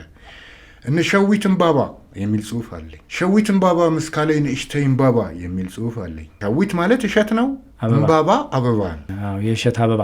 የስ ኦፍ ኮርስ። እና ከአመት በላይ ጽፌዋለሁ። ያንን እንዲያውም ኢትዮጵ ጋዜጣን ራሴ ሳቋቁም ኢትዮጵ ጋዜጣ ላይ ቀጥየዋል። ቢታተም እንዴት አይነት መጽሐፍ ይወጣዋል መሰለ። በጣም እና አቦይ ተህሉ ሁሉ አሉ። ቦሩ የሚባሉ ገጸ ባህሪያት አሉ። ባይከዳኝ ዋናው ገጸ ባህሪ ነው። ኢሉስትሬሽን ነው ደግሞ የተሰራው። የየሳምንቱ ኢሉስትሬሽን ነበር እና ትደነቃለህ። አስደናቂ ታሪክ ነው። እኔ ባልኖር እንኳን ያንን እንድታሳትሙ ትፈልጋለሁ። የአእምሮ ጋዜጣ ከአንድ ጀምሮ ከምስራቅ አፍሪካ የሚስጥር ቋጠሮ ነው የሚለው። አእምሮ ጋዜጣ አንተ ነበርክ የምታሰባስበው? ግን በባለቤትነት ማን ነበር? አራት ነበሩ። ነጻነት ተስፋዬ፣ መሰለ፣ ቅድስት በላቸው እና ክብረት ማርቆስ ነው። እኔ እስር ቤት ነበርኩ 84 85 የታሰርኩትም የኢትዮጵያ ድንበር ከደቡብ ሞያሌ እስከ ሰሜን ቃሩራ ከምዕራብ አኮቦ እስከ ምስራቅ ፌርፌር የሚል ህቡ ድርጅት መስርተን ታሰርኩ። እኔ ከፍተኛ ኃላፊነት ነው የነበረኝ። ታሰርኩ። መጀመሪያ ቤተ መንግስት አጠገብ የሆነ ሲሚንቶ ላይ ነው የጣሉኝ። ታፍኜ ነው የተወሰድኩት። ታሰርኩኝ። ማዕከላዊ ሴንትራል ኢንቨስቲጌሽን እንግሊዝኛ አስተምር ነበር። እንግሊዝኛ ከማስተምራቸው አንዱ አሁን ኮማንደር መሆኑ በህይወት ያለ መሆኑ ተነግሮኛል። እና መጀመሪያ ግን በጣም የሚጎዳ ሳይኮሎጂካሊ የሚጎዳ ቦታ ነበርኩኝ እስር ቤት ውስጥ። እስር ቤት ያው ሁልጊዜ የመጀመሪያ በተለይ በፖለቲካ ነገር ስትታሰር ከዛ ነገር እንድትታረብ እንድትታቀብ ያው ሳይኮሎጂካሊ ጉዳት ያደርሳሉ ይታወቃል። ይሄ መጽሐፍህን አንብበው መቼም ኢትዮጵያ ውስጥ በጣም ታላላቅ ደራሲያን አሉ፣ ሀያሲያን አሉ፣ የምታደንቃቸው የምትወዳቸው። መጽሐፍህን አንብበው የሰጡ አስተያየት ነበረ ወይ? በወቅቱ ለውይይት የበቃ መጽሐፍ ነው ማለት ይቻላል ወይ? ብዙ ሰው ተነጋገረ። መጽሐፌን ጥናት የሰራበት አሰፋ የሚባል አየር ኃይል ነው። እሺ፣ በሊትሬቸር ተመርቋል። ጋዜጠኛ ነው። መጽሐፉ ከመታተሙ በፊት ደግሞ የገመገሙት ሳህለ ስላሴ ብርሃነ ማርያም መሆናቸውን ጊዜው ካለፈ በኋላ አጫውተውኛል። ሳህለ ስላሴ ደግሞ ወዳጄ ናቸው። የሺንጋ ቃያ የሚለውን መጽሐፍ በጉራጌኛ የጻፈው ፕሮፌሰር ሌስላ ወልፍ ሺንጋስ ቪሌጅ ብሎ ወደ እንግሊዝኛ ተርጉሞታል። እኔ መጽሐፍን ከአንድ ጊዜ በላይ አላነብም። መከረኞችን የቪክቶር ሂውጎን 3 ጊዜ አንብቤያለሁ። መጽሐፍ ቅዱስ ለዘላለም የሚነበብ ነው። ልክ ነው። የትኛውም ቅዱስ መጽሐፍ ለዘላለም የሚነበብ ነው። ልክ ነው። ቅዱስ ቁርአን በጎ ይናገር ያለበለዚያ ዝም ይበል ይላል እና ከዛ ባሻገር ሌሎች መጽሐፍቶችን ከአንድ ጊዜ በላይ አላነብም። ሳህለ ስላሴ የቪክቶር ሂውጎ ዘ ሚዝራብልስ ሻምበል ዮሐንስ አፈወርቅ ችግረኞቹ ብሎ ተርጉሞታል። መከረኞቹ አይደለም ችግረኞቹ፣ ምናልባት ሁላችንም ሳንወለድ ጠቢብ ነው ሻምበል አፈወርቅ ዮሐንስ። ዛዲ ግን ሁሉ እኮ የጻፈልን ሻምበል አፈወርቅ ዮሐንስ ጠቢብ ሊቅ እና ዮሐንስ ገብረ ጻዲቅ ምንዱባን ብለው ተርጉሞታል። ምንዱባን። ሳህለ ስላሴ ብርሃነ ማርያም መከረኞቹ ብለው ተርጉሞታል። ሁለቱን አንብቤያለሁ። የመጨረሻዎቹን ሁለቱን ምንዱባንና ምክረኞቹን የሚያህል የለም እና ብዙ ነገሮች ደግሞ ሬዲዩስ ስናደርግ ትልቅ የነበረውን አሳንሰን ስንሰራ የሚበላሽ ይመስለኛል። ለምሳሌ የኔልሰን ማንዴላ ሎንግ ዎክ ቱ ፍሪደም ሬዲዩስ ማድረግ አቅም ይጠይቃል። ወደ ቦታ ልመልሰ። እሺ መልካም። መጽሐፍህን አይተው ምን አሉ? መጀመሪያ ሂስ ያደረጉ ሰው አሉ። ሳህለ ስላሴ ብርሃነ ማርያም ነገሩኝ። ምን አሉ? አብረን ወክ አድርገን የምናውቃለን። እሳቸው ይመስሉኛል ወይ ኢትዮጵያ መጽሐፍ ድርጅት ሊነግረኝ አይችልም። ሁለተኛ መጽሐፍም ነበረኝ የሚታተም ቁርሾ የሚል እሱም አልፎ ነበር። ምናልባት ወደዚህኛው ዘመን ከተሻገሩ ደራሲያን ሀያሲያን አይተውልህ አስተያየት የሰጡ ሰዎች አሉ ወይ? እዚህ እንደመጣው መጽሐፍ ጀመርኩ። ጋዜጣ አልተመለስክም? መጽሐፍህን እዚሁ አሳተምክ? አልተመለስክም ወደ በረሃ? አልሄድም አልኩ። ወደ አስመራ አልሄድም አልክ? መጽሐፌ ይታተምልኝ ለጦር ጓዶች አመለከትኩ። ለነ ክፍሌ አቦቸር። እነ ክፍሌ አቦቸር ደግሞ ስልጣንም የነበራቸው ያላቸው ሰዎች ናቸው። ክፍሌ ከፍተኛ ኃላፊነት የነበረው ሰው ነው። ጄኔራል ፈለቀ እሸቴ ጋር አቀረበ የኔን ጉዳይ። ስለዚህ መጽሐፌን እንዳሳትም ሆነ አስመራ ሄድኩኝ። ምንም አስተዳደራዊ ጫና እንዳይደርስብኝ፣ በዛ ምክንያት ችግር እንዳይደርስብኝ፣ እንዳልታሰር፣ እንዳልጎዳ፣ ተይዤ ወደ ጦር ግንባር እንዳልወሰድ ሊሆን ይችላል። ግን እንደዛ የለም። ምክንያቱም እኔ መጽሐፌን ላሳትም ነው ያልኩ፣ ደሞዝ እንዳልከለከል። ስለዚህ ኤርትራ ሄድክ። ተመልሰ ከኤርትራ በኋላ እንዴት ተመለሰ? መጣሁ። በረሃም አልሄድኩኝም። እኔ የመጣበት አውሮፕላን ጥር 5 ቀን 1979 ክራሽ አረገ። ከአስመላ ኤርፖርት ተነሳ፣ ጳውሎስ ተራራ ላይ ተከሰከሰ። አንተ የነበርክበት አውሮፕላን? የነበርኩበት አይደለም፣ ልመጣ የነበረበት። የኛ ፕሮግራም በምን ምክንያት ተሰረዘ? የአየር ኃይል ሙዚቀኞች ስለሚመጡ ተሰረዘ። ሚሊታሪ እንደለበስኩኝ እና አውሮፕላኑ ተከሰከሰ። ብዙ ጓዶች ተሰዉ። 54 አንድም ሰው አልተረፈም። የአየር ኃይል ሙዚቀኞች አለቁ። ምክንያቱ ይታወቅ ነበረ? አላቅም። እኛ ከዛ በኋላ ስንት ቀን 24 ቀን ቆየ። ልክ በዛን ቀን ቴዎድሮስን አየው እና ስዩም ተፈራ፣ አበበ ባልቻ፣ ፍቃዱ ተክለማርያም ቴዎድሮስ የሚለውን ቲያትር ሲኒማ ጣና ኤርትራ ውስጥ አስመራ ከተማ አየው። ልክ በዛን ቀን ከሰዓት በኋላ ጠዋት አውሮፕላኑ ተከሰከሰ። ከሰዓት በኋላ ነው ይሄን አየው እና ጥር 29 ቀን መጣ። ቲያትሩን ቴዎድሮስ የሚለውን ቲያትር እነ ጋሽ ስዩም ተፈራና እና አበበ ባልቻ ነበር ይዘውት የመጡት። አዎ። እንዴት አየው? አበበ ባልቻ ገብርዬ ነው የነበረው። ገብርዬን ሆኖ ነው የሚጫወተው። ፍቃዱ ተክለማርያም ቴዎድሮስን ነው። ስዩም ተፈራን ደግሞ ትክክለኛ ውክልናውን አላስታውስም፣ ግን ድንቅ ነው። እኔ ቴዎድሮስንም ስለምወድ ስለ ቴዎድሮስም ብዙ ጽሁፎች ጽፌያለሁ። እስኪ ስለ አፄ ቴዎድሮስ በአንተ አንደበት እንስማው። ስለ ቴዎድሮስ በርካታ ጽሁፎች ጽፌያለሁ። አብይ ነቢይ ዘኢትዮጵያ ብዬ ጽፌያለሁ። ስለ ቴዎድሮስ በርካታ ብዙ መጽሐፍ ተጽፈዋል። አብይ ነቢይ ዘኢትዮጵያን 2 ፓርት ጽፌያለሁ ሪፖርተር ጋዜጣ ላይ። አባት አተካሳን ጽፌያለሁ። አክሱም ዩኒቨርሲቲ ይመስለኛል የዩኒቨርሲቲ ፕሮፌሰር ሲሳይ የሚባል በቴዎድሮስ 3 በጣም አድንቆ 3 ክሮኒክልስ ላይ ጥናትና ምርምር እያደረግኩ ነው። ብዙ ነገሮች ተወያየን። ብዙ ነገሮች ጽፌያለሁ። ከብዕር ስሞችም 100 በሚበልጡ የብዕር ስሞች ተጠቅሜያለሁ። ሁሉንም ለማስታወስ ስለሚቸግር ነው እንጂ አሁን አንዱ መጀመሪያ ካሳ ኃይሉ ብዬ ጽፍ ነበረ። አንድ የብዕር ስም ሪፖርተር ጋዜጣም ጽፍ ነበረ። ቀጥዬ ካሳ ኃይሉ እያነበብኩ ሲሄድ ካሳ ኃይሉ የሚባል ሰው አገኘሁ ይመስለኛል። ካሳ ኃይሉ የቋራው አልኩ። አሁንም እያነበብኩ ሲሄድ ባንዳ አገኘሁ። ካሳ ኃይሉ ወልደ ጊዮርጊስ አልኩት። የቴዎድሮስ ቤተሰብ አባልም ነው። ኦሎምፒያ በምኖርበት ጊዜ ስለ ቴዎድሮስ የተጻፈ አንድ ጽሁፍ አገኘሁና አነበብኩ። መጨረሻውን ስመለከተው ስልክ አለው። ደወልኩኝ። የቴዎድሮስ የመጀመሪያ ልጅ አልጣሽ ቴዎድሮስ ናት። የተዳረችው ለዳግማዊ አፄ ምኒልክ። የቴዎድሮስ ሁለተኛ ልጅ ደጃዝማች መሸሻ ቴዎድሮስ። የቴዎድሮስ 5ኛ ልጅ አለማየሁ ነው፣ ልዑል አለማየሁ። አሁን መካነ መቃብሩ ለንደን፣ እንግሊዝ ሀገር ለንደን የሚገኘው። ዳግማዊ አፄ ምኒልክን፣ አፄ ዮሐንስን፣ ደጃዝማች መሸሻን አንድ ላይ አስተምሯል። አቶ አስፋው ጀንበሩ የመጀመሪያ የኢትዮጵያ ፓርላማ አባል ናቸው። ከነ ፊት አውራሪ አመደ ለማ ከነ ፕሬዝዳንት ግርማ ወልደ ጊዮርጊስ ጋር እሳቸው ናቸው የነገሩኝ። ፊት አውራሪ አመደ ለማንም ኢንተርቪው አድርጌያለሁ። እጅግ ውብ ሰው ናቸው እና የዛ ቤተሰብ አባል ሆንኩኝ። በየወሩ ዝግጅት አላቸው። 4ኛ ትውልድ ነው። የአቶ አስፋው ጀንበሩ ዝምድና ሲገባኝ የጋብቻ ነው።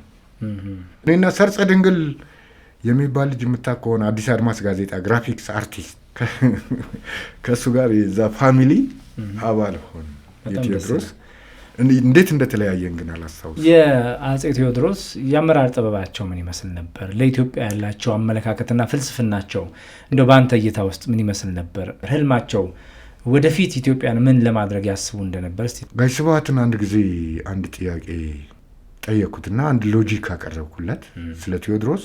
እብድና ጂኒየስ ነው አለኝ ጋሽ ስብሐት። እኔንም እንደዚህ ብሎኝ ያውቃል። ባይዘው ቴዎድሮስ አንደኛ ዲሞክራት ነው፣ ጠቢብ ነው፣ እጅግ ታላቅ ነው። ቴዎድሮስ ካሳ ለእኔ ካሳን የሚያህል ማንም የለም። ብዙ ነገሮች የሚገርሙ ናቸው። እንደዚህም ተናግሮ ለመጨረስም አስቸጋሪ ነው። ካሳ 3 ነገር ነው። አንደኛው ዲሞክራት ነው፣ ሁለተኛው ጠቢብ ነው፣ ጥልቅ ነው፣ ሶስተኛው ታላቅና ኃያል ነው። እጅህን ስጥ አለኝ ፈረንጅ። እጅ የለኝም የሚሰጥ ነው ያለው። ኃይለኞችን እንደ ሕፃን ጨብጦ የኖረ እንደኔ ያለው ወታደር በጠላት እጅ መያዝን ሊታገስ አይችልም። በኃይል ነው፣ በቁጣ የነደደ ነው እና ሲባስቶፖል 2 ጥይት ተኩሶ ከ6 እስከ 9 የሚደርስ መድፍ ነው ሲባስቶፖል ያሰራው። አንደኛው ከጋፋት ለ17 ወራት ይመስለኛል ጋሽ ጸጋዬም ጽፎታል።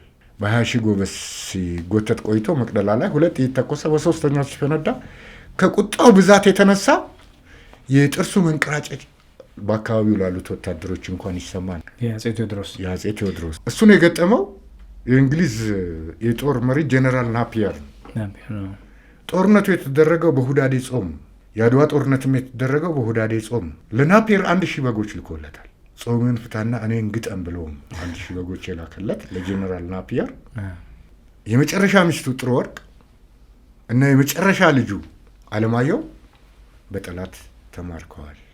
እሱ በመጨረሻ ሽጉጡን ጠጥቶ እጅ የለኝም የሚሰጥ እጄ እሳት ነው ብሎ መቅደላ አፋፉ ላይ ጩኸት በረከተ፣ የሴቱን አናውቅም ወንድ አንድ ሰው ሞተ እና ብዙ አለ። ግጥሞቹ ራሳቸው ይደንቃሉ በጣም እንደ አንድ ትልቅ ስለሱ የተገጠሙ ግጥሞች።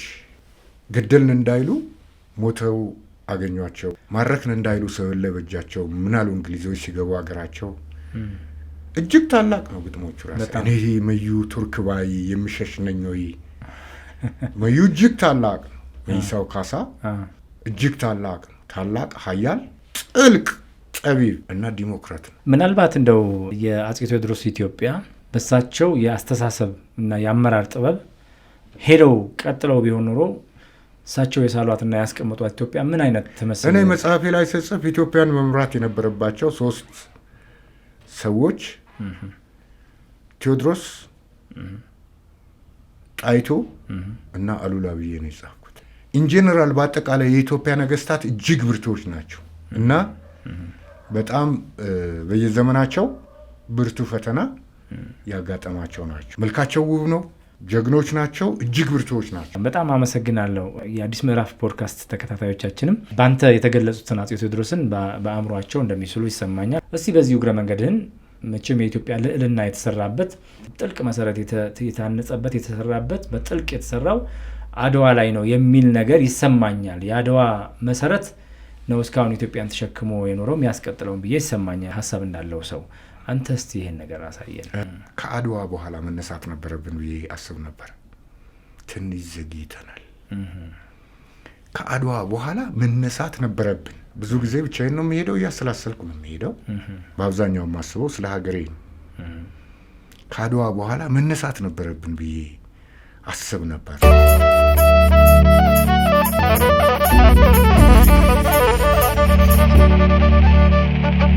ከማለዳ እስከ ምሽት፣ ከምሽት እስከ ንጋት ሰላምና ጤና ከእናንተ ጋር ይሁን። ይህ አዲስ ምዕራፍ ፖድካስት ነው። ከኛ ጋር ከሆናችሁ እጅግ በጣም ብዙ ነገር ታተርፋላችሁ። አብራችሁን ሁኑ። ሰብስክራይብ፣ ላይክ እና ሼር አድርጉን። ደራሲና ጋዜጠኛ ከበደ በሌ ቅድም እየተወያየን የነበረው በጥልቁ የተሰራው አድዋ ነው ብለን እናስባለን። እኛ አሁን ያለነው ትውልዶች እንዳልከው ከአድዋ በኋላ መነሳት ነበረብን ብዬ አሰላስላለሁ። ኢትዮጵያ ከአድዋ በኋላ ስለተኛን፣ ስለዘገየን፣ ስላረፈድን አሁን ያለንበት ሁኔታ ላይ ነው ያለነው እንጂ በዛ ከፍታ ብንኖረው ዓለም ላይ ስማችን ገኖ መበልጸግም ካለብን ከመበልጸግ በላይ እንሆን ነበር የሚል ሐሳቤ ነው እያነሳ ያለው። አድዋ ያሸነፈችበትንም ነገር እየጠቀስክልኝ ነበር። እዛ ላይ እንቀጥል እስኪ። ነው አሁን ነው ላለፉት 50 ዓመታት ኢትዮጵያ በሪቮሉሽን ውስጥ ነው ያለፈችው። ልክ ነው። እኛ የነበረን ብርቱ ህዝብና ድንግል ምድር ብቻ ነው። ልክ ነው። አገር ማለት አንደኛ ህዝብ ነው፣ ሁለተኛ መሬት ነው፣ ሶስተኛ የአየር ክልል ነው፣ አራተኛ መንግስት ነው፣ አምስተኛ ህገ መንግስት ነው፣ ስድስተኛ መከላከያ ሰራዊት ነው፣ ሰባተኛ ሰንደቅ ዓላማ ነው፣ አረንጓዴ ቢጫ ቀይ የኢትዮጵያ ሰንደቅ ዓላማ፣ ስምንተኛ ብሔራዊ መዝሙር ነው። በህግና በፖለቲካ አገር ማለት ይሄ ነው። ኢትዮጵያ የነበራት ብርቱ ህዝብና ድንግል ምድር ብቻ ነው። ሌላው ነገር ሁሉ ኢትዮጵያ ውስጥ ሌላው ታሪካዊ መሰረቶች፣ ተፈጥሯዊ መሰረቶች አሉ። እነ ቅዱስ ላሊበላ፣ እነ አክሱም፣ እነ ሐረር፣ እነ ፋሲል ታሪካዊ መሰረቶች ናቸው። ሌሎች ደግሞ ተፈጥሯዊ መሰረቶች አሉ። ዝርዝር ውስጥ አልገባም። አሁን አድዋ ላይ ነን። የነበረን ብርቱ ህዝብና ድንግል ምድር ነው። ሌላው ነገር የተሰራው ወይም እየተሰራ ያለው አሁን ነው። በእነዚህ 50 ዓመታት ውስጥ ያለፍነው በሪቮሉሽን ውስጥ ነው። የተለያየ ሪቮሉሽን ነው። ህዝቡ ነቃ። ግልጽ ነው። ስለዚህ ዘ ቬሪ ፋስት ኤንድ ቫስት ዴቨሎፕመንት በጣም ፈጣንና ሰፊ እድገት ቻሌንጆችንም ከ2008 ጀምሮ ከባባድ ቻሌንጆችንም አልፈናል። አሁን ከ2008 ጀምሮ አድዋ ላይ ያሸነፍነው በአራት የተለያዩ መንገዶች ነው። አንደኛው ፖለቲካል ዊዝደም የፖለቲካ ጥበብ ነው። በፖለቲካ ጥበብ ያሸነፍነው ንጉሥ ይስማ የሚባለው ቦታ ከውጫሌ ከዚህ ወደ ወሎ ወደ ደሴ ስንሄድ ደሴ 411 ኪሎ ሜትር አካባቢ ነው። 401 ኦር 411 ኪሎ ሜትር አካባቢ ነው። እኔ አገሩን አውቀዋለሁ። ከአዲስ አበባ ወደ ደሴ ማለት አገሩን አውቀዋለሁ። በአጠቃላይ እስከ ሳህል በረሃ ድረስ ከቀይ ባህር ድረስ አውቀዋለሁ በመኪና እና ከአምባሰል ተራራ ግርጌ ከውጫሌ ከተማ ስር የኢትዮጵያ ኮማንድ ፖስት የነበረበት የፖለቲካ አመራር ይሰጥ የነበረበት እዛ ቦታ ላይ የውጫሌ ውል ሲፈረም አንቀጽ 17 አማርኛው ኢትዮጵያ ከሌሎች የአውሮፓ መንግስታት ጋር የምታደርገውን ግንኙነት በኢጣሊያ መንግስት በኩል ለማድረግ ይቻላታል ይላል ከፈለገች። ጣሊያንኛው ኢትዮጵያ ከኢጣሊያ ከሌሎች የአውሮፓ መንግስታት ጋር የምታደርገውን ግንኙነት በኢጣሊያ መንግስት በኩል ማድረግ አለባት ይላል። ኦብሊጌሽን ግዴታ ነው። ስለዚህ ኢትዮጵያውያን ይሄን ካዩ በኋላ ጣይቱ ይሄንን ለውጥ አንቀጽ 17 የጣሊያንኛውን ቨርዥን ቀይራለችው። አልቀይርም ማለት ቀዳዳ ፊቱ ላይ በተነችው። ጣይቱ ተቆጥታ ሳት ጎርሳ ስትመጣ ምኒልክ መዘግየት አደገኛ ነው፣ ጣይቱ መዘግየት አደገኛ ነው። የመጀመሪያው ድል ይሄ ነው። ፖለቲካል ዊዝደም እነሱ የያዙት ተራ ብልጠት ነው። የኛ ደግሞ የፕሪንሲፕል የመርህ ውሳኔ። ሁለተኛው ሚሊታሪ ሴኩሪቲ ኢንቴሊጀንስ ነው። ወደ አድዋ የተነቃነቀው 29,000 ፈረሰኛ በአጠቃላይ ኢንጀነራል 120,000 የገበሬ ሰራዊት፣ አውሮፕላን የለው መኪና የለው 29,000 ፈረሰኛ ብለናል። ከዛ ውጭ ሌላው እግረኛ ነው፣ ለእግሩ ጫማም የለው። ከዚያ አድዋ 1066 ኪሎ ሜትር ነው ተጉዞ አድዋ ገመገሞች አካባቢ እነ ረቢ አርየኒ፣ ሸልዶ ተራራ፣ ማርያም ሸዊተው እነዚህ ሁሉ ሶሎዳ የሚባለው ሸልዶ ሲሰፍር ለውጊያ በዛ ዘመን ስንቅ የለ ከያዘው በቀር ትጥቅ የለ ከያዘው በቀር 80,000 ጠመንጃ የተገዛው ከፈረንሳይ ሀገር በሚስጥር ነው። ያ ሰራዊት ግለቱ የወኔ ግለቱ ሳይበርድ ስንቁ ሳያልቅ ሳይቀል በፍጥነት ወደ ውጊያ መግባት አለበት። የእኛ ሰራዊት ከአድዋ በፊት አምባላጌና መቀሌ ላይ ውጊያ ተደርጓል። ከመቀሌ ተነቅሎ ሄዷል። እነ ኮሎኔል ጋሊያኖ በስልት ነው የተነቀሉት፣ በጣይቱ ስልት። አምባላጌ ላይ ተመቶ ሄዷል። ስለዚህ በፍጥነት ያ ሰራዊት በሚሊታሪ ሳይንስም አንድ ወታደራዊ ኃይል በአንድ ቦታ ከ6 ወር የበለጠ መቆየት የለበትም በሚሊታሪ ሳይኮሎጂ እና በፍጥነት ወደ ውጊያ ለመግባት ጣሊያኖች ወደኛ መምጣት አለባቸው ወይም እኛ ወደ እነሱ መሄድ አለብን።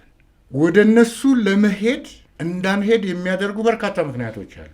ምን ናቸው? አንደኛው ምክንያት በሚሊታሪ ሳይንስ በሚያጠቃ ሰራዊትና በሚከላከል ሰራዊት መካከል የኃይል ምጣኔው ልዩነት አለው። 3-1 ነው።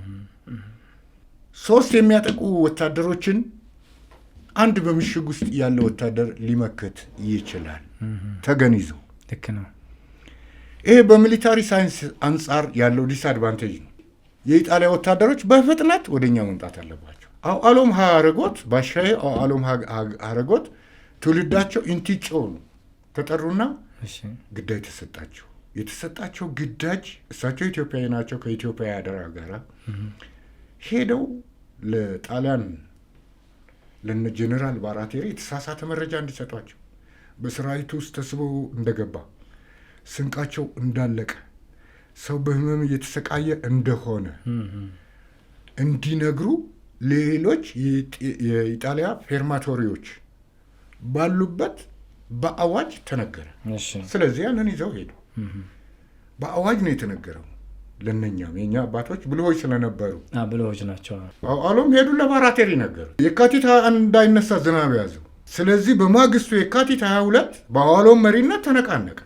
6 ጄኔራሎች የኢጣሊያ ጄኔራሎች ሌሊቱን ሙሉ ተጉዞ ከሌሊቱ 9 ሰዓት አካባቢ አድዋ ገመገሞች አካባቢ ሲደርሱ በ20 ሺህ በ30 ሺህ የሚገመት ሰራዊት 2 ተገለዋል። አንዱ ተማርኳል። አልቤርቶኒ ተማርኳል። ባራቴሪ ሸሽቷል። እና ዋናው የጦር አዛዥ ጀነራል ባራቴሪ መጡ። ከሌሊቱ 9 ሰዓት አካባቢ አሎም ሐረጎት ዋሻው አሎም ሐረጎት እየሮጡ እነሱ የመጡት ጥቁር ትልቅ ትል ነው ቅንብርስ ነው እንጂ ነፍስ ያለው ሰው አይደለም ብለው አፍሪካን በሽማ የተቀራመቱት በርሊን ላይ በነበረው ስብሰባ ነፍስ ያለው ሰው አይደለም ብለው ነው አፍሪካን በሽማ የተቀራመቱት። እንዳለመታደል እኛ ለጣሊያን ደረሰ። ስለዚህ ልክ ከሌሊቱ 9 ሰዓት አካባቢ ራስ አሉላ ምሽግ አካባቢ ሲደርሱ አሎም መሮጥ ጀመሩ ወደፊት። ከሌሊቱ 9 ሰዓት ባራቴሪ ከኋላ አሎም እያለ ተጣራ። ዞር እንደማለት ብለው ግስ አሉት። ግስ እሳዘዋል ካየው አውለና ወግድ ዛሬ እኔን አንተን አያድርገኝ ብለው ራስ አሉላ ምሽግ ገቡ። ጦርነት ፈነ። እሳዘዋል ካየው አውለና ነው አንተ በኋልክበት አውለኝ ዛሬ እኔ አንተን አያድርገኝ ይገርም እና ገቡ። ውጊያ ተጀመረ እና ግማሽ ቀን እንኳን ውጊያ ከመደረጉ በፊት ነው ውጊያው ያበቃው። በጀግንነት ባበደ መንፈስ ብሎ ነው የጻፈው ጆርጅ በርክሌይ ሲጽፍ። ብዙዎች ጽፈዋል ባበደ መንፈስ። ሶስተኛው እንግዲህ አንደኛው በፖለቲካዊ ዊዝደም አሸነፈን፣ ሁለተኛ በወታደራዊ ሚሊታሪ ሴኩሪቲ ኢንቴሊጀንስ በወታደራዊ መረጃ ብልጫ፣ ሶስተኛ ደግሞ በዋናው ጦር ግንባር ለግንባር ጠላትን ገጠም ነው በተን ነው። የኢትዮጵያ ሰራዊት እያሳደደ ነው የፈጀው የተረፈው እያሳደደ እና ከምሽቱ 4 ሰዓት እንደ ማርያም ቤተክርስቲያን በአንድ እግሩ ቆሞ ቀኝን የሰጠውን አምላክ አመሰገነ። በአንድ እግሩ ቆሞ እና አመሰገነ። በማግስቱ ከጠዋቱ 4 ሰዓት ምርኮኞች በዳግማዊ አፄ ምኒልክ ድንኳን አጠገብ ያልፉ ነበር እና አርበኛው እየፎከረ ያሳልፋቸዋል። ሲያሳልፋቸው ከሚፎክሩት አንዱ ፈረንሳዊ ጄኔራል አልቤርቶኒ አገሩ ከገባ በኋላ ከሚፎክሩት አንዱ እንደኛው ነጭ ነበር ፈረንጅ ነው ብሎ ጽፏል። ያ ይፎክር የነበረው ፈረንሳዊ ካፕቴን ነው። ካፕቴን ማለት ሻምበል ነው። ኦርዲናንስ ነው። ኦርዲናንስ ማለት የጦር መሳሪያ ጠጋይ ነው፣ መካኒክ ነው። እሱ ወደ ኢትዮጵያ ከፈረንሳይ ወደ ኢትዮጵያ እንደመጣ ጦርነቱ እንደማይቀር ታወቀ። ወደ ሀገሬ ተመለስ፣ ጊዜው የጦርነት ነው ተባለ። አሻፈረኛል። ከኛ ጋር አድዋ ድረስ ዘመተ፣ ተዋጋ፣ አለቀ። ያው መጣ ፋሺስትን ግፍን ያ ሁሉ የተሸከመው ግፍን ድንቁርናን የተሸከመው መታ ነው እና አራተኛው ዲፕሎማሲያዊ ዘመቻ ነው። ይሄ በጣም ትልቅ የአመራር ጥበብ የሚጠይቅ ነው እና እስቲ እዚህ ላይ በደንብ ሰፋ አድርገህ ንገረኝ። ኢትዮጵያውያን ዲፕሎማቶች ራስ መኮንን የቀዳማዊ ኃይለ ሥላሴ ወላጅ አባት ራስ መኮንን ጉዲና ይመስለኛል። ራስ መኮንን ወልደ ሚካኤል ጉዲና ነው። እሳቸውና ግራዝማች ዮሴፍ አውሮፓ የኢትዮጵያ ዋና ዲፕሎማቶች ናቸው። አውሮፓ ተቀመጡ። ግራዝማች ዮሴፍ ደግሞ ብዙ ቋንቋዎች ይችላል። የኢትዮጵያን ሁኔታ ሁለንተና ሪያሊቲ በተለያዩ ቋንቋዎች ይበትናል። አድዋ ላይ ስናሸንፍ እንግሊዞች የዓለም ታሪክ ተገለበጠ፣ አዲስ የትውልድ ኃይል በአህጉር አፍሪካ ተቀሰቀሰ ብለዋል የእንግሊዝ ጋዜጦች። ስለዚህ በዛን ዘመን እነሱም ጋዜጣም ነበራቸው። በዓለም ላይ በነገራችን ለኢትዮጵያን ማሸነፍ ከልብ የደገፉ ነጭ ሀገሮች 2 ናቸው፣ ፈረንሳይና ሩሲያ ናቸው። አድዋ ዓለምን ያነቃነቃ ነው። የዓለም ታሪክ ተገለበጠ። ወርድ ኢዝ አ ስዎርድ